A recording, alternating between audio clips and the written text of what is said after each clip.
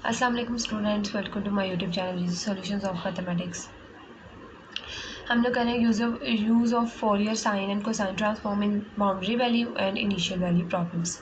इसके अंदर example number 1 मैंने आपको पिछली वीडियो में करवाई है। अब हम लोग करेंगे एग्जांपल नंबर 2। सबसे पहले बुक से हम लोग देख लेते हैं एग्जांपल नंबर 2 कौन सी है। एग्जांपल नंबर 1 ये पिछले हम लोग वीडियो में कर चुके थे। एग्जांपल नंबर 2 कुछ इस तरह से है कि solve the problem using Fourier transform method. अब पिछली वीडियो में मैं आप लोगों को सारे तरीका बता चुकी हूँ कि किस तरह से हमने देखना है कि फोरियर में ट्रांसफॉर्म किसको करवाना है, और नेक्स्ट कि हम लोगों ने ये कैसे देखना है कि साइन लगाना है या कोसाइन लगाना है, सारा बता चुकी हूँ। अगर आप लोगों ने मेरी पिछली वीडियो नहीं देखी तो आप मेरे चैनल पर जाके फोरियर ट्रांसफॉर्म की पूरी प्लेलिस्ट पड़ी है, उसके अंदर आप वो वीडियो देख सकते हैं। Solve the problem using Fourier transform method. अब ये हमें प्रॉब्लम दी गई है और ये इस तरह से कोई एक बाउंड्री वैल्यू प्रॉब्लम दी गई है। अब इसके अंदर हम देखें बाउंड्री वैल्यू और इनिशियल वैल्यू में डिफरेंस आपको पता होना चाहिए कि इनिशियल वैल्यू में टी हमारे पास यहाँ पे जो वैल्यू होती है टी वो ज़ीरो होता है, यानी इनिशियल टाइम जो होता है वो ज़ीरो होता है, तो वो होती है हमारी इनिशियल वैल्यू, इनिशियल कंडीशन। और दूसरी हमारी होती है बाउंड्री कंडीशन जिसके अंदर टी मौजूद होता है, तो ये हमारी बाउंड्री कंडीशन है। तो हमने पढ़ा था कि कोई भी बाउंड्री कंडीशन हो और वो इक्वल टू कांस्टेंट हो, जैसे ये है boundary condition equal to constant हो वेयर, तो boundary condition where C is a constant and we use sine transform. अच्छा जी, अब ये बाउंड्री कंडीशन है और ये किसी यू नॉट के इक्वल है, यू नॉट कोई कांस्टेंट वैल्यू है, तो ये किसी कांस्टेंट के इक्वल है, तो हमने क्या यूज़ करना है यहाँ पे साइन ट्रांसफॉर्म। नेक्स्ट मैंने आपको बताया था वेरिएबल्स में जिस एक्स या वाई, अब एक्स और टी इन्वॉल्व है, तो यहाँ पे एक्स जो है उसकी रेंज क्या है, zero less than x less than infinity, infinity तक जा रहा है ना, ज़ीरो से छोटा है यानी पॉजिटिव है, लेकिन जहाँ कहाँ तक रहा है इन्फिनिटी तक। तो हमें टेक फोरियर ऑफ एक्स, यानी कि हमें एक्स का फोरियर लेना है, डेरिवेटिव में भी एक्स का फॉर्मूला लगाना है और हमने एक्स को ही ट्रांसफॉर्म करवाना है, टी को हमने चेंज नहीं करना। तो नेक्स्ट अब हम लोग इसका सॉल्यूशन देखते हैं। सिंपल फर्स्ट स्टेप के अंदर boundary condition suggest that, boundary condition से हमें पता चला है कि take the Fourier sine transform with respect to X, with respect to X हम फोरियर साइन ट्रांसफॉर्म लेना है यूजिंग, अब हमने दोनों तरफ इसका जो है वो फोरियर साइन ले लिया है। क्वेश्चन क्या था हमारे पास, वो है U T is equal to U of double X. अब हमने दोनों तरफ इसका Fourier sine of U T and Fourier U X X. अब हमने फोरियर किसके रिस्पेक्ट से लिया, हमने ट्रांसफॉर्म करवाना है एक्स को, तो हमने फोरियर भी एक्स के रिस्पेक्ट से लिया है। तो एक्स के ऊपर डबल डेरिवेटिव का फॉर्मूला लगेगा, यू टी के ऊपर नहीं लगेगा, इसका डेरिवेटिव वैसे ही बाहर आ जाएगा, एफ एस सिंपल यू पे लगेगा। और यहाँ पे हमारे पास जो होता है डेरिवेटिव का जो फॉर्मूला होता है हम वो देखते हैं कि डबल डेरिवेटिव साइन के लिए अगर हमें डबल डेरिवेटिव लेगा तो अंडर रूट 2 पाई लिख लेते हैं साथ साथ, under root 2 by pi xi U of zero, यहाँ पे सिंपल एक्स है हमारे पास भी, यहाँ पे जो फंक्शन है यू ऑफ एक्स है, सिंपल एक्स है, लेकिन जो हमारे पास यू है ना वो यू ऑफ एक्स टी है, यानी कि वो है यू हमारा यू ऑफ एक्स टी, जहाँ जहाँ यू लिख रहे हैं वो यू ऑफ एक्स टी। अब यहाँ पे उन्होंने क्या किया है, यू ऑफ एक्स था तो उन्होंने यहाँ पे यू ऑफ ज़ीरो लिखा है, यानी एक्स को यहाँ पे ज़ीरो लेना है हमने, तो यहाँ पे हमारा क्या होगा, ज़ीरो टी आ जाएगा हमारा, सॉरी ये हमारा small U of zero T ही रहेगा, माइनस एक्साई स्क्वायर आ गया और greater U S of xi. अब हमारा जो x है हमने उसको ट्रांसफॉर्म करवाया एक्साई में, तो u हमारा क्या है, एक्स टी है, तो यहाँ पे एक्साई आ जाएगा और साथ क्या आ जाएगा, t वैसे का वैसे, क्योंकि t को हमने कुछ नहीं कहा, कोई फ़र्क नहीं पड़ा t को। अब देखें यहाँ पे जब हमने d ओवर डी टी किया, तो यहाँ पे जब हम लोग u के ऊपर ट्रांसफॉर्म अप्लाई करेंगे तो small u of x T है, यानी कि ये है, ऊपर कर देती हूँ, ये हमने फोरियर लेना है, Fourier sine of x T, इसका हमने लेना है, तो क्या होगा, u अंदर वाला ग्रेटर हो जाता है, s बाहर आ जाता है, और x जो है वो हमने ट्रांसफॉर्म करवाना है एक्साई में, फोरियर अप्लाई करेंगे तो एक्साई में, और ये आ जाएगा एक्साई टी हमारे पास, ये चीज़ आ गई हमारे पास, u of xi t, U S of xi t और under root 2 by pi xi U of zero T minus xi square U S xi T. अब हमने क्या करना है, यू एस वाली वैल्यूज़ को एक तरफ कर लेना है, डी ओवर डी टी, और ये माइनस दूसरी तरफ आके क्या हो जाएगा प्लस एक्साई स्क्वायर, ये आ गया बाहर आ गया U S xi T is equal to √2/पाई करेंगे हम लोग और एक्साई आ जाएगा। बाउंड्री कंडीशन दी हुई है U of zero T given question के अंदर हमारे पास क्या है, यू ऑफ ज़ीरो टी जो है ये है, U of zero T is equal to U not है हमारे पास, तो हमने उसकी जगह पे उसकी वैल्यू को पुट कर दिया जो कि है यू नॉट। अब हमारे पास क्या हुआ, अब इसको गौर से देखें आप, तो हमने एक वैल्यू हमने पढ़ी थी plus P of x cube, ये हमने ODEs में पढ़ी थी। अब अगर हम इसको इसके अकॉर्डिंग करके देखते हैं तो अब u का पहले डेरिवेटिव है, तो y डैश का मतलब है डेरिवेटिव है सिंगल डेरिवेटिव ई डेट S of xi plus xi square आ गया, वो पी ऑफ एक्स क्या है हमारे पास एक्साई स्क्वायर, और साथ जिस चीज़ का पहले डेरिवेटिव था y का था पहले डेरिवेटिव, इस चीज़ का u का है पहले डेरिवेटिव अगर हम लोग इसके अकॉर्डिंग, उसके बाद पी ऑफ एक्स और y की जगह पे फिर हमारा आएगा U S of xi T आ गया, और उसके बाद √2/पाई एक्साई यू नॉट जो है वो हमारे पास क्या है क्यू ऑफ एक्स। अब ये क्या बन गई है, way which is a first order linear non homogeneous ODE, ये हमारे पास बन जाती है नॉन होमोजीनियस ODE इक्वेशन। उसमें हम लोग क्या करते हैं, सबसे पहले हम लोग करते हैं integrating factor find. Integrating factor find करने के लिए हम लोग क्या करते हैं, एक्सपोनेंट की वैल्यू लेते हैं, इंटीग्रेशन हम लोग करते हैं पी ऑफ एक्स की, P of x D x. यहाँ पर हमारे पास पी ऑफ एक्स क्या है एक्साई स्क्वायर है, ये हमने पुट किया डी टी आएगा यहाँ पे, D T derivative with respect to T है तो डी टी ही आएगा, अगर विद रिस्पेक्ट टू एक्स होता तो फिर एक्स आना था, और ई की पावर बन जाएगी एक्साई स्क्वायर टी आ गया यहाँ पे हमारे पास, ये आ गया इंटीग्रेटिव फैक्टर। उसके बाद हम क्या करते हैं, इंटीग्रेटिंग फैक्टर को बोथ साइड मल्टीप्लाई करवा देते हैं। उसके बाद हम लोग क्या किया हमने दोनों तरफ जो है, इस दोनों तरफ हम लोगों ने क्या किया है, ई इंटीग्रेटिंग फैक्टर जो है वो उसकी वैल्यू क्या थी, ई एक्साई स्क्वायर टी को हमने मल्टीप्लाई करवा दिया, इसके साथ करवाया, इसके साथ और इसका। अब ध्यान से देखें, अगर फर्स्ट वैसे ही सेकंड का डेरिवेटिव प्लस ये सेकंड वैल्यू वैसे ही, और जो फर्स्ट वाली रह गई थी अब उसका डेरिवेटिव, अगर हम एक्सपोनेंट एक्साई स्क्वायर टी का अगर हम लोग डेरिवेटिव लें विद रिस्पेक्ट टू टी, तो एक्साई स्क्वायर तो हमारे पास वो कांस्टेंट ट्रीट हो रहा है ना, तो एक्सपोनेंट का तो डेरिवेटिव ये होता है कि उसकी पावर में पड़ी हुई चीज़ का डेरिवेटिव लेते हैं, पावर में पड़ी हुई चीज़ का with respect to T derivative लेंगे तो एक्साई स्क्वायर बाहर और टी का डेरिवेटिव 1 आ जाता है, तो हमारे पास एक्साई स्क्वायर इंटू एक्सपोनेंट की पावर आ जाएगी। तो हम इसको क्लोज कर सकते हैं डी ओवर डी टी, और अंदर हम लोग एक्साई स्क्वायर टी लिख लें अगर, और यू एस एक्साई ऑफ टी लिख लें। अगर आप इन दोनों का डेरिवेटिव लें, प्रोडक्ट रूल लगाएं, फर्स्ट वैसे सेकंड का डेरिवेटिव प्लस सेकंड वैसे, तो दोबारा वही चीज़ ऊपर वाली आ जाएगी। हमने इसको डेरिवेटिव कर दिया क्लोज 2/पाई। नेक्स्ट हम लोग जो होता है, नेक्स्ट हमारी जो अप्रोच होती है, यानी जो नेक्स्ट हमारा स्टेप होता है उसके अंदर कि हम दोनों तरफ इंटीग्रेशन अप्लाई करते हैं इस डेरिवेटिव को ख़त्म करने के लिए। दोनों तरफ हम इंटीग्रेशन अप्लाई करेंगे, integrating both side, integrating both sides, integrating both side किया, ये कांस्टेंट ऑफ इंटीग्रेशन आ गया हमारे पास। उसके बाद इस तरफ हम लोगों ने क्या किया, जो कांस्टेंट वैल्यूज थी, ये भी कांस्टेंट वैल्यू, ये भी कांस्टेंट हमें बाहर आ गई, इसके अंदर क्योंकि टी था तो हमने इसको अंदर रहने दिया। उसके बाद जब हमने एक्सपोनेंट की इंटीग्रेशन की तो नीचे कांस्टेंट वैल्यू थी वो नीचे आ गई, बाकी उसकी इंटीग्रेशन हो गया प्लस सी आ गया। उसके बाद नेक्स्ट अब हमारा जो है वो एक इसके साथ कैंसिल हो गया, एक रह गया वो इधर आ गया। अब हमने क्या करना है, दूसरी तरफ सिर्फ यू ऑफ एस की वैल्यू ही चाहिए, हमें वो रहने देंगे, इस एक्सपोनेंट को उठा के दूसरी तरफ ले आएंगे। जब इधर आके मल्टीप्लाई हो रहा है, इधर आके जब डिवाइड होगा तो यहाँ पे तो यहाँ से तो हमारा एक्सपोनेंट जो है वो ख़त्म हो जाएगा, यहाँ पे सिर्फ ये रह जाएगा। लेकिन जब इसके साथ डिवाइड होगा सी, जब डिवाइड होगा नीचे तो ऊपर जाके क्या उसकी वैल्यू हो जाएगी एक्साई स्क्वायर टी, माइनस में चला जाएगा। यहाँ तक हमारा क्वेश्चन हो गया।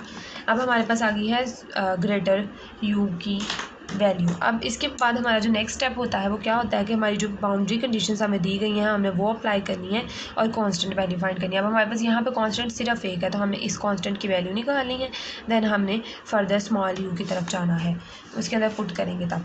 अब हमारे पास जो इनिशियल कंडीशन है वो x0 है। अब हमारे पास एक ही है बाउंड्री कंडीशन को तो हमने ऊपर यूज़ कर लिया। अब हम इनिशियल कंडीशन को यूज़ करते हुए हम लोग फाइंड आउट करेंगे। अब इनिशियल कंडीशन हमारी क्या दी गई है, u of x0 is equal to 0 ही दी हुई है, इक्वल टू 0। अब देखें ये है ग्रेटर यू, इस पर अब जब हमें अप्लाई करें ये है स्मॉल यू, तो सबसे पहले हम इसके ऊपर फोरियर साइन अप्लाई कर लेते हैं। फोरियर साइन जब हमने इसके ऊपर अप्लाई किया स्मॉल यू के ऊपर इक्वल टू S0 पर फोरियर अप्लाई होगा 0 पे, जब इस पर साइन अप्लाई किया ये ग्रेटर यू में चला गया, यहाँ पे ऐसा आ गया साथ, और अंदर हमारा जो x है हमने उसको ट्रांसफॉर्म करवा दिया एक्साई में, और साथ हमारे क्या आ गया 0 इज इक्वल टू 0 आ गया। ये हमारा कन्वर्ट हो गया। अब हमने क्या करना है, अब हमने इस कंडीशन को इसके ऊपर अप्लाई कर देना है। अब इसके अंदर हमारे पास क्या है, यहाँ पे क्या है x जो है वो एक्साई है,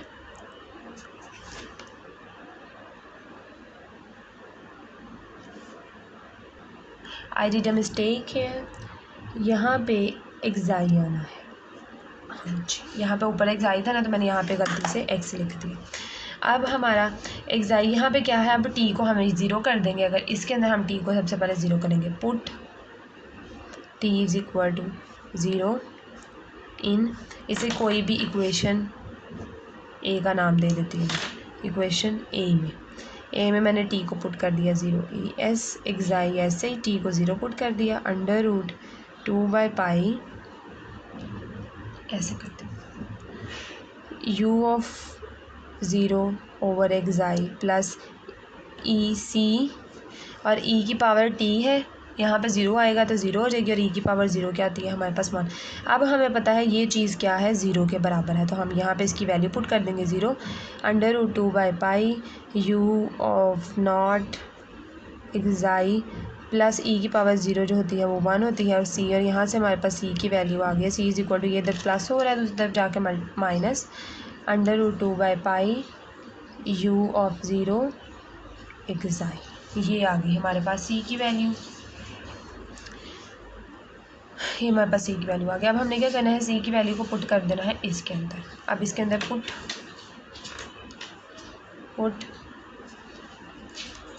c इन a में पुट करना, c की जगह पे मैंने उसकी वैल्यू पुट कर दिया, माइनस में थी तो ये माइनस आ गया यहाँ पे, उसके साथ एक्सपोनेंट, उसके बाद इन दोनों में ये वाली वैल्यू कॉमन आ थी, इधर 1 माइनस और इधर से ये रह गई, तो हमने कॉमन लेके इसको इस तरह से बना लिया। अब हमारे पास u आ गया, अब हमें क्या करना है आगे, आंसर निकालना है स्मॉल यू में। अब स्मॉल यू में आंसर निकालने के लिए हमें दोनों तरफ लेना पड़ेगा inverse, take inverse Fourier sine transform. अब देखें यहाँ पे t था, मैंने बाय मिस्टेक 0 लिख दिया, क्योंकि जब हमने 0 था हमने खुद ही किया था ना कि उस वैल्यू फाइंड आउट करने के लिए। अब हमने जब जिस पे पुट किया है जनरली तो वो तो हमारा t में ही, अब हमने दोबारा हमने स्मॉल यू में लेके जाना है, तो स्मॉल यू में एक्साई हमारा दोबारा t में x में चला जाएगा, x में आ गया, और t हमारा वैसे का वैसे ही आ गया इक्वल टू। अब फोरियर साइन ट्रांसफॉर्म का फॉर्मूला हमारे पास क्या होता है, अंडर रूट 2/पाई 0 से इन्फिनिटी, फंक्शन सारा का सारा वैसे का वैसे 2/पाई, ये आ गया, और साइन है, ये फंक्शन आ गया, और साइन है साइन एक्साई ऑफ x, और क्योंकि इनवर्स है तो यहाँ पे डी एक्साई आएगा हमारा। नेक्स्ट कांस्टेंट वैल्यू फाइंड, ये दोनों मल्टीप्लाई हो जाएंगे तो बाहर आ जाएगा 2/पाई, इधर 0 से इन्फिनिटी। अब अंदर हम लोग क्या करते हैं, अंदर वाले फंक्शंस जो हैं वो 2 बनेंगे हमारे, क्योंकि एक इसके साथ मल्टीप्लाई हो गया, इसके साथ मल्टीप्लाई हो गया। अब हमारा जो u नॉट है और एक्साई है वो भी दोनों कांस्टेंट है तो बाहर निकाल लेते हैं। अब हमारा पहला आएगा साइन अंदर मल्टीप्लाई होगा 1 के साथ, sine xi of x divided by, वो मैंने फॉरियर के लिहाज से देखा डी एक्साई है तो एक्साई भी बाहर नहीं जाएगा, एक्साई भी अंदर ही रहेगा। u नॉट है कांस्टेंट तो वो उसको मैंने बाहर निकाल दिया। अंदर ये साइन इसके साथ मल्टीप्लाई हुआ तो एक्साई आ गया, उसके बाद माइनस, उसके बाद E minus xi square T sine xi X divided by xi whole D xi. अब आप लोगों ने देखना है, ये देखें ये दो इंटेग्रल्स बन जाएंगे इस तरह से। अब ये वाला जो इंटेग्रल है ये 2/πu0 बाहर ही है, इस वाले इंटेग्रल की वैल्यू क्या आएगी π/2, क्योंकि वी यूज्ड रिजल्ट। अब इसमें वेरिएबल क्या है, अगर जो भी अंदर वेरिएबल है u तो उसके लिहाज से du तो π/2 आएगा। अगर यहाँ पे x हो सब में तब भी π/2 आएगा। y यानी आपने देखना है कि साइन में जो वेरिएबल है यानी साइन वो वेरिएबल और उसी वेरिएबल के साथ जब वो डिवाइड होगा और उसी के रिस्पेक्ट से जब उसका इंटेग्रल यानी डी डिफरेंशियल यानी डी के साथ वो वेरिएबल आ रहा होगा तो उसे हमने π/2 कह देना। यहाँ पे अब क्या है, यू की जगह पे एक्साई एक्स है। अब एक्साई एक्स का अगर हम लोग डिफरेंशियल ले लें, बल्कि अब इतनी डिटेल्स को छोड़ें, आप लोगों को ये भी कंसर्न नहीं इतना होना चाहिए कि फार्मूला आया कहाँ से। आप लोगों ने बस याद रखना है कि यहाँ पे ये फार्मूला यूज़ हुआ है। आपने इस एग्जांपल में क्योंकि ये यूज़ हो रहा है आगे नहीं हो रहा यूज़, तो आपने सिंपल इस एग्जांपल का रेफरेंस देना है इस का कि हमने ये वाला फार्मूला यूज़ किया है और सिंपल इसके अंदर π/2 को पुट कर देना है माइनस, और उसके बाद इस वाली वैल्यू को उन्होंने कह दिया I1 क्योंकि इसको फर्दर सॉल्व करने की ज़रूरत है। क्योंकि हम लोग पहले भी जब इंटीग्रेशन करते हैं ना तो हम लोगों को अगर बहुत बड़ी इंटीग्रेशन बन रही हो तो हम पार्ट्स को I1 I2 कह के उनको पहले सॉल्व कर लेते हैं, उसके बाद उनकी वैल्यू पुट कर देते हैं। हमने इसको I1 कह दिया, अब पहले हम I1 को सॉल्व करेंगे, देन जो उसका आंसर निकलेगा उसको हम इस पूरे रिजल्ट के अंदर पुट कर देंगे तो हमारे पास आंसर आ जाएगा। To evaluate the integral I1 we wrote that sine of, अब हमारे पास जो साइन ऑफ एक्साई एक्स है और डिवाइडेड बाय एक्साई है, एक्सपोनेंट को निकाल के जो फंक्शन बन रहा है उसको हम लोग 0 से x cos एक्साई x dash D x consider कर रहे हैं। इसको हम ये लिख सकते हैं क्योंकि अगर हम फॉर एग्ज़ाम्पल इसको मैं आपको बताती हूँ, अगर हम इसको सॉल्व करें फॉर एग्ज़ाम्पल, अब इसको सॉल्व करते हैं, इसकी कॉज की इंटीग्रेशन क्या होती है, साइन एक्साई एक्स डैश आ जाएगा डिवाइडेड बाय एक्साई आ जाएगा और लिमिट क्या आएगी 0 से x आ जाएगी। उसके बाद अब हम लोग अपर लिमिट जब इसके अंदर पुट करेंगे तो वो हो जाएगी एक्साई एक्स डिवाइडेड बाय एक्साई और लोअर लिमिट साइन वैसे ही 0 पे 0 होता है। तो क्या हम इस चीज़ को इसके इक्वल लिख सकते हैं, बिल्कुल लिख सकते हैं क्योंकि इसको इंटीग्रल को सॉल्व करें तो ये आ जाता है। अब हमने इसको इसके कंसीडर कर लिया कि ये है। अब जो हमारा I1 है ना वो इतना हिस्सा है, अब हमने इसमें sine xi X divided by xi को ये कह लिया है तो हमने इस इंटीग्रल के अंदर sine xi X over xi की जगह पे 0 से x cos xi of D xi हमने पुट कर देना है। I1 के अंदर हमारे पास ई एक्साई, यहाँ पे sine xi X over xi था तो उसके अंदर हमने ये एक इंटीग्रल को पुट कर दिया है। इस इंटीग्रल को पुट करके अब हमने क्या किया, इसमें से हमने 0 से x जो आ रहा था उसको हमने निकाल लिया है बाहर। चलो जी मैंने लिख ही दिया, ये था I1 का integral, sine xi X over xi की जगह पे हमने ये पूरा इंटीग्रल कंसीडर करके पुट कर दिया। उसके बाद नेक्स्ट स्टेप में हम लोगों ने क्या किया है, नेक्स्ट स्टेप में हमने जो लिमिट्स नहीं चाहिए थे हम लोग 0 से x वाली लिमिट को भी बाहर कर दिया, डी एक्स डैश को भी बाहर कर दिया। अंदर हमने जो 0 से इन्फिनिटी वाली लिमिट थी उसको एक्सपोनेंट और कॉज वाले दोनों के फंक्शन पर अप्लाई करके डी एक्साई अंदर लिख दिया। नाउ अब हमने ये जो ब्रैकेट के अंदर वाला इंटीग्रल है पहले इसको सॉल्व करना है और मैंने इसको इक्वेशन नंबर बी का नाम दे दिया, उसके बाद हम इसको इसमें पुट करेंगे। अब देखें कॉज एक्साई एक्स डैश को हम लोग ई आयोटा एक्साई एक्स डैश लिख सकते हैं। हम लोगों ने ये काम पहले भी किया हुआ, ये एग्जांपल्स काम ही होती है इस तरह की कि हम लोगों ने इस तरह जब हमें ज़रूरत पड़ी कॉज को चेंज करने के एक्सपोनेंट में तो हम कॉज या ट्रिग्नोमेट्रिक फंक्शन जो होते हैं कॉज को हम लोग साइन इस तरह से चेंज कर सकते हैं और ये काम हम लोग कुछ स्पेशल क्वेश्चंस होते थे जिनमें करते थे। और ये भी एक तरह से एक स्पेशल क्वेश्चन है जिसमें हमने चीज़ों को याद रखना है कि हमने ये लिमिट लगानी है, इस तरह से कंसीडर करना है। अब ये आ गया हमारे पास और बाहर आ गया हमारे पास डी एक्साई। ये वाला फंक्शन अंदर वाला सॉल्व कर रहे हैं, सिर्फ अभी बाहर वाले को नहीं आपने देखना। अब इसको हम पहले सॉल्व करेंगे, इसकी पावर्स बेस से हम पावर्स ऐड करेंगे। अब हमने इसको कर लिया, अब इसको हम सॉल्व करेंगे एक गॉसियन फंक्शन की एक एग्जांपल मैंने आपको करवाई थी, ये बिल्कुल उससे मिलता जुलता मेथड है। सबसे पहले इसमें से हमने माइनस टी को कॉमन ले लेना है और एक्साई सिर्फ एक्साई जो है ना एक्साई स्क्वायर उसको हमने अकेला करना है, तो उसके साथ दो वैल्यू पड़ी है, माइनस पर और टी पड़ा, उसको हमने कॉमन ले लेना है। अंदर एक्साई स्क्वायर माइनस, यहाँ पे ना माइनस था ना टी था तो दोनों आकर डिवाइड हो जाएंगे, साइन चेंज हो जाएगा। उसके बाद हम लोगों ने क्या करना है, स्क्वायर कंप्लीट करना है। अब हमारे पास जो वैल्यू पड़ी होती है छोटी क्लासेस से करते आ रहे हैं, हमने 2 से मल्टीप्लाई डिवाइड करवा देंगे। उसके बाद हमारा 2a जो है वो हमारा एक्साई है, क्योंकि a तो ऑलरेडी है ना एक्साई स्क्वायर, a हमारा एक्साई है, तो उसके अलावा जो वैल्यू है उसका हम स्क्वायर एक दफ़ा प्लस करवा देंगे, एक दफ़ा माइनस करवा देंगे उसका स्क्वायर। उसके बाद a square plus B square minus 2ab वाला फंक्शन अप्लाई करके ये स्क्वायर बन जाएगा। पीछे ये माइनस वाली वैल्यू है, इसका स्क्वायर खोल लेंगे, xi dash square X dash square आ जाएगा। आयोटा का स्क्वायर लेंगे तो वो -1 हो जाता है, माइनस माइनस प्लस हो जाएगा, नीचे आ जाएगा 4t स्क्वायर डी एक्साई। ये सारा कुछ हम एक्सपोनेंट की पावर में कर रहे हैं। उसके बाद हमने ये वाली वैल्यू और ये प्लस की है, तो ये वाली वैल्यू अलग कर लेनी है, क्योंकि बेस सेम हो तो पावर जेड होकर दोबारा से ये बन जाएंगी। ये कर लिया। उसके बाद नेक्स्ट अब हम लोगों ने क्या किया, जो अब ये देखिए पूरी वैल्यू इसकी पावर जो है एक्स डैश है 4t है, तो यहाँ पे तो इंटेग्रल एक्साई के रिस्पेक्ट से है, तो ये सारी कांस्टेंट वैल्यूज़ को हमने बाहर निकाली, अंदर ये वाली वैल्यू रह गई। अब हमने क्या करनी है सब्स्टिट्यूशन, ये जो अंदर वैल्यू पड़ी है इसको हमने एक्साई डैश के इक्वल पुट कर दिया। एक्साई डैश के इक्वल हम लोग जब पुट कर देंगे,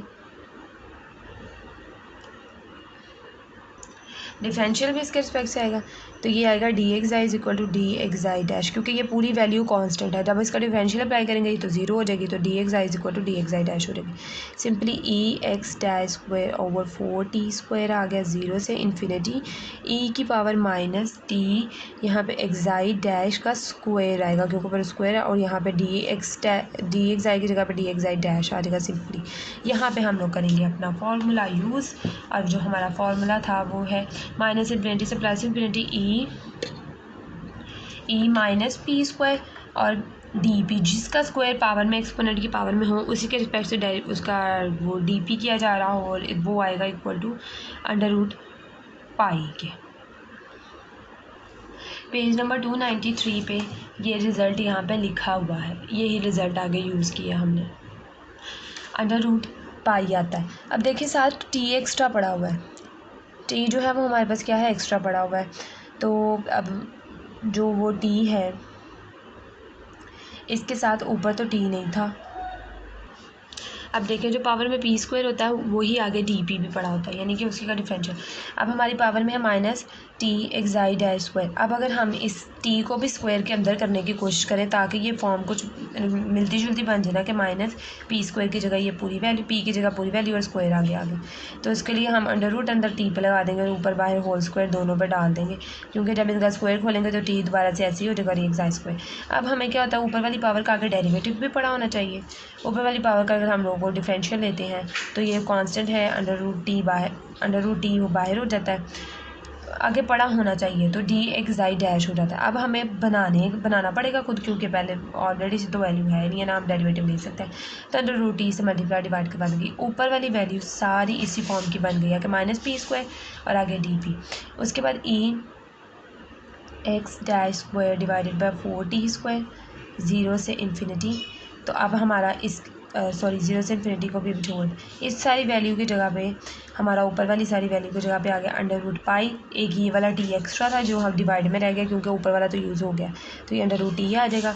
तो हम लोग E X dash square by 4t square इसको under root pi by T में लिख लेते हैं हम। तो हमारे पास I1 जो फंक्शन हमने सॉल्व किया है उसकी वैल्यू क्या आई है, ये सॉरी I1 नहीं है, ये हमारा भी अंदर का इंटेग्रल था, I1 ये था।